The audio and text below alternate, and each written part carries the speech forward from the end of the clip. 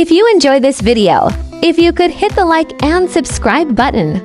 Before you leave, it would be greatly appreciated. Thank you. Now to the video. I've been creating cakes and pies at the Food 52 offices since 2014. And I'm thrilled they approached me to craft a new cake for their 10th anniversary. This cake is a chocolate lover's dream packed with layers of rich chocolate. And I don't use the term ultimate lightly. Its visual appeal is striking, but more importantly, it's incredibly delicious. Much like the delightful journey of the past 10 years. Bake It Up a Notch, a series by Erin Jean McDowell, Food 52's resident baking BFF, aims to elevate our baking skills. Each month, she shares essential tips, techniques, and even the mistakes we might encounter along the way. In this edition, dive into the world of frostings, icings, and glazes for a sweet lesson in perfecting these elements. Ingredients: 1.5 cups 128 grams unsweetened cocoa powder, preferably dark or black cocoa powder, plus more for coating pans. 1 cup 242 grams boiling water. 1.25 cups 285 grams whole milk.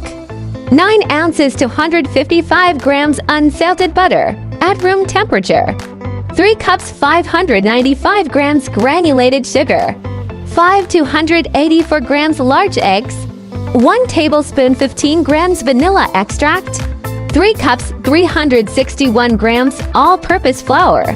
2 teaspoons 8g baking powder. 1 teaspoon 6g baking soda. 3/4 teaspoon 3 grams fine sea salt. Chocolate custard filling.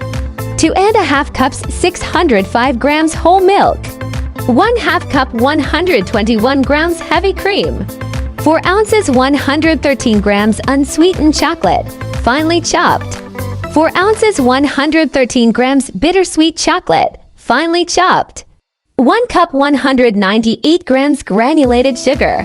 1/3 cup 37 grams cornstarch. Large pinch fine sea salt. 242 grams large egg yolks. 2 tablespoons 28 grams unsalted butter. 2 teaspoons 10g vanilla extract.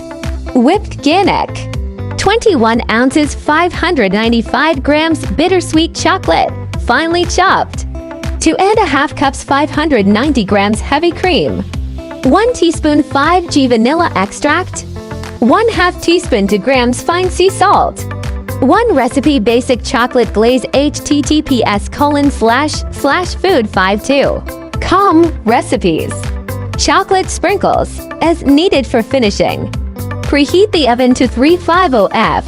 Lightly grease to 8-inch cake pans with non-stick spray. Then add cocoa powder and tap round until the pan is well coated. Place the 1 cups 128 grams cocoa powder in a medium, heat-proof bowl. Whisk in the boiling water until fully combined. Stir in the milk and set aside. In the bowl of a stand mixer fitted with the paddle attachment. Cream the butter and sugar on medium-low speed until light and fluffy, 4 to 5 minutes. Add the eggs one at a time, mixing until each is fully incorporated before adding the next. Scrape the bowl well, add the vanilla and mix to combine. In a medium bowl, whisk together the flour, baking powder, baking soda, and salt. Add 1/3 of the mixture to the mixer and mix on low speed to combine. Add half of the cocoa, milk mixture and mix to incorporate. Repeat, alternating between the dry and wet ingredients until both are fully incorporated and the batter is smooth. Divide the batter between the prepared pans. Bake the cakes until a toothpick inserted into the center comes out clean, 35 to 40 minutes. Cool the cakes in the pan for 10 to 15 minutes, then turn out onto a wire rack to cool completely. While the cakes cool, make the filling. In a medium pot, heat the milk, cream, and chocolate over medium-low heat, stirring constantly until the chocolate has fully melted. Turn the heat up to medium and bring the mixture until it's just barely simmering. Meanwhile, whisk the sugar, cornstarch, and salt together in a medium heat-proof bowl. Whisk in the egg yolks until well combined. When the chocolate mixture has come to a bare simmer, pour about half of it into the egg. Yolk mixture in a slow, steady stream, whisking constantly.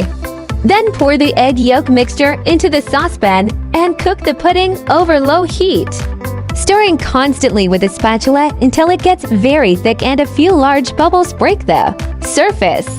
Stir in the butter and vanilla until well combined. Pour the mixture onto a sheet tray or into a shallow bowl or casserole dish. Cover directly with plastic wrap and refrigerate until totally chilled. Make the whipped ganache. Place the chocolate in a large heat-safe bowl.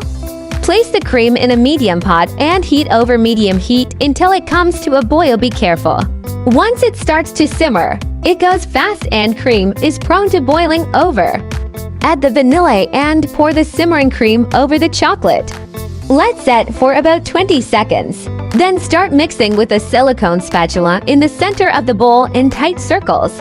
Then slowly enlarging the circles as the mixture starts to melt and come together.